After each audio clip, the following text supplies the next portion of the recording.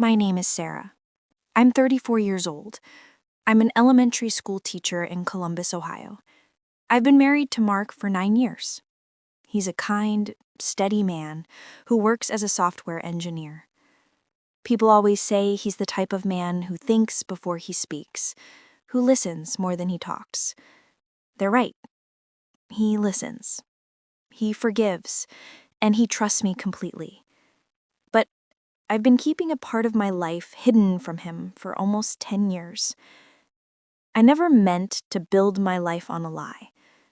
I didn't plan for things to turn out this way.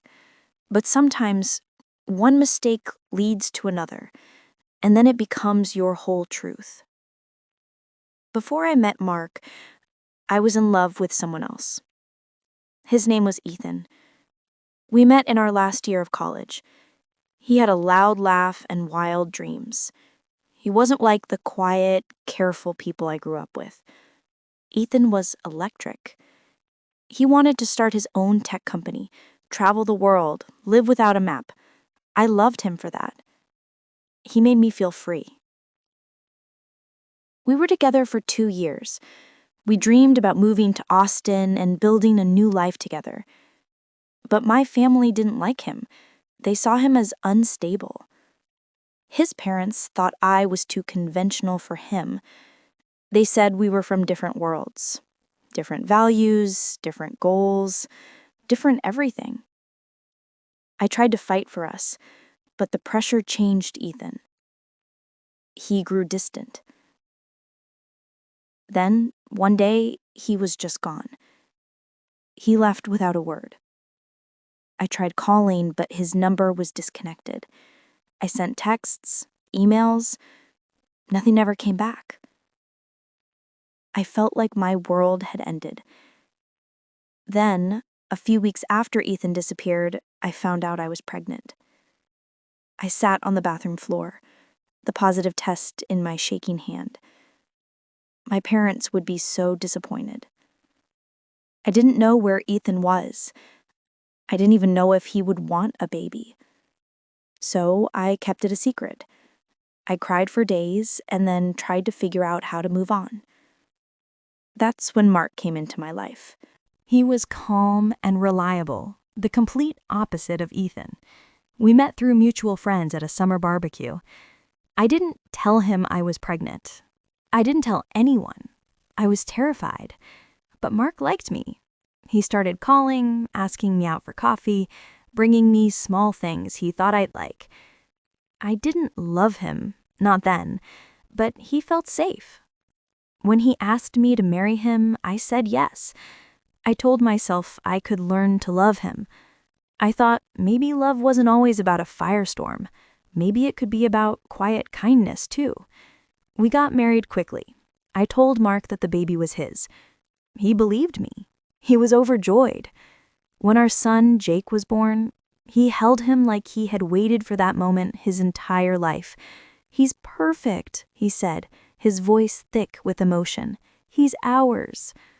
I wanted to scream the truth, but I couldn't. I watched him change diapers, prepare bottles, and stay up all night just to rock Jake back to sleep. Every day he poured his heart into that boy, and every day my lie grew heavier. As Jake grew, I saw pieces of Ethan in him. His dark, wavy hair, his sharp chin, the mischievous grin he got when he was about to do something he shouldn't. Mark never noticed. He thought Jake looked like my side of the family, and maybe he did a little, but I knew the truth.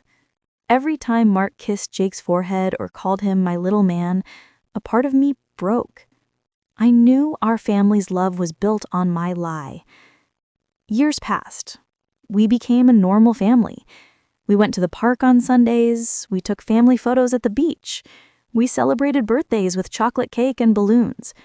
Mark never doubted a thing.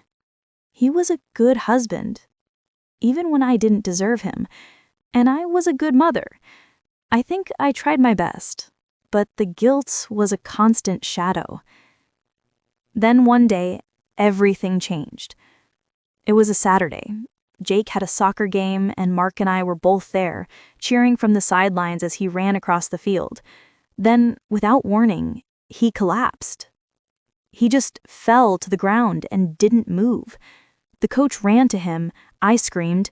Mark vaulted over the bench and rushed to our son, holding him. An ambulance came and we followed it to the hospital. The doctor said Jake needed blood, and quickly. They checked Mark's blood type first. He agreed immediately. But a while later, the doctor returned with a confused look on his face. "Mr. Davis," he said gently, "are you certain you're Jacob's biological father?" Mark stared at him. I froze. My blood ran cold. The doctor explained that their blood types didn't match. He said it was medically impossible for Mark to be the father. Mark didn't say a word. He just sat in the hard plastic chair, staring at the floor. That night, I told him everything.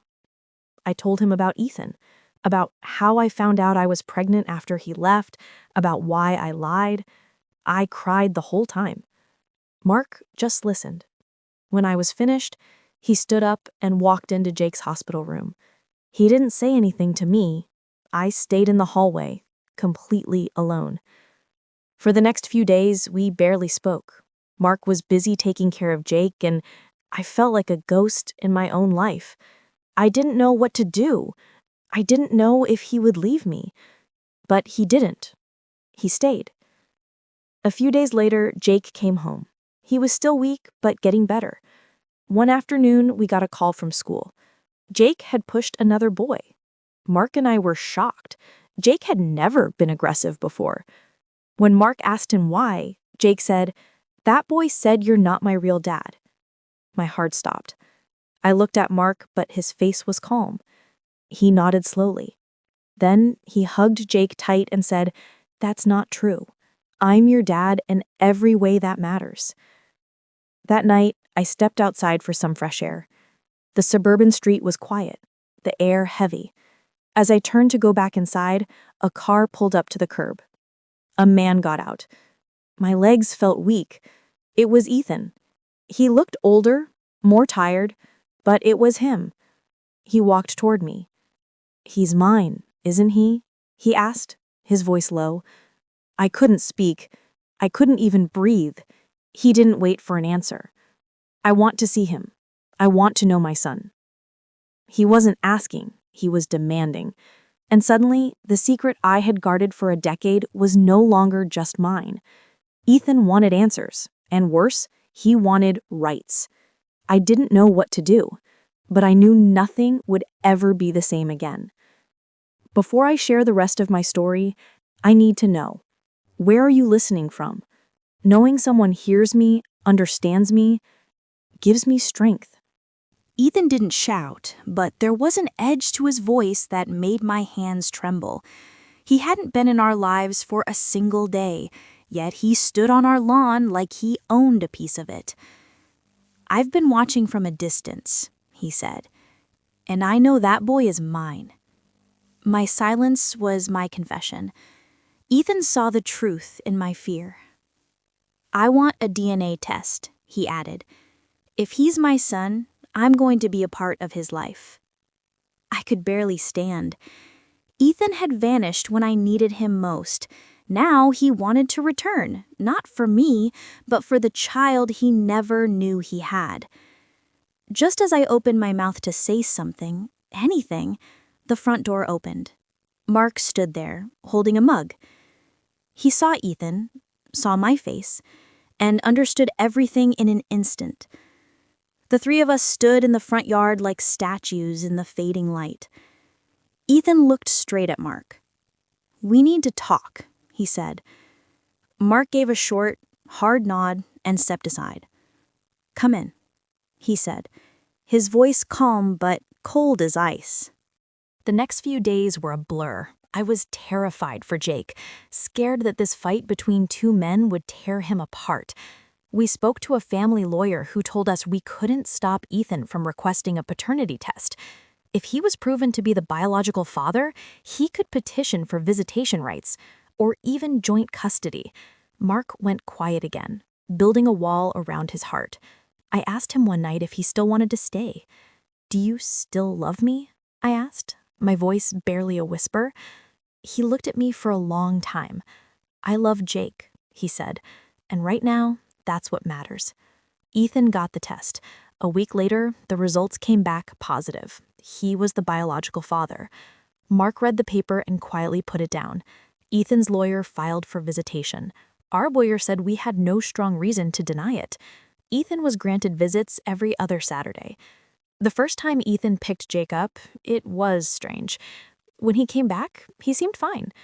"We went to the science museum," he said. "He bought me astronaut ice cream." I smiled and nodded, but my heart ached. Something was changing. Then, after a few visits, Jake asked Mark, "Are you still my dad?" Mark froze. I saw his hand tighten around his coffee mug. "Of course," he said. "Why would you ask that?" Jake looked at his feet. "Ethan said he's my real dad. He said I came from him." I wanted to scream. I watched Mark kneel down and look Jake in the eyes. "Listen to me," he said, his voice firm but gentle. "A real dad isn't just about biology. A real dad stays. A real dad loves you every single day. I'm your dad because I've always been here, and I always will be." Jake hugged him, and I cried silently in the kitchen. After that, Mark changed. He didn't want Ethan coming to our house anymore. I knew the love between us was fracturing, not because he didn't care, but because my lie had broken his trust in everything. I suggested we go to marriage counseling. At first, he refused. "What's the point? We can't undo what happened." "But we can heal," I pleaded. "We have to. For Jake. For us." He finally agreed. We saw a therapist named Dr. Miller. She made us talk about the things we had buried for years. I told Mark every fear, every regret, every reason I stayed silent. He told me how betrayed he felt, how he wanted to leave but couldn't walk away from the boy he'd raised. One day she asked, "Mark, what do you want most right now?" He was quiet for a long time. Then he said, "I want to be Jake's dad, in every way, not just in my heart. I want it on paper. I want to adopt him." I stared at him, shocked. "Are you sure?" He said, "I've never been more sure of anything." Ethan fought it at first. "He's my son," he argued. "You can't erase me." Mark replied, "We're not erasing you. We're choosing what's best for him. Jake deserves a father who is there every day, not just every other Saturday." After a few more months, Ethan agreed. "If that's what Jake wants," he said, "then I won't stand in the way." Jake was 8 when the papers were signed, and Mark became his legal father. At the courthouse, I held both their hands. Jake smiled and said, "Now you're really my dad." Mark's eyes filled with tears. "I always was, buddy," he said. Ethan stopped visiting after that. He sent a birthday card one year, but then nothing else. Maybe he understood. Maybe he finally let go. We continued going to therapy. Some wounds take years to close, but Mark and I are still here. We are still trying. Some days are hard, but then we look at Jake, smart, kind, and strong, and we know why we keep going. I once asked Mark, "Why did you stay?" He said, "Because I made a promise, and because love isn't about blood. It's about showing up every single day, especially when it hurts." After Mark adopted Jake, things slowly began to feel real again. For the first time in years, there were no more secrets. But the truth doesn't fix everything overnight. The pain doesn't just disappear. Healing takes time, and rebuilding trust takes even more. We started making new memories, not to erase the past, but to build on top of it.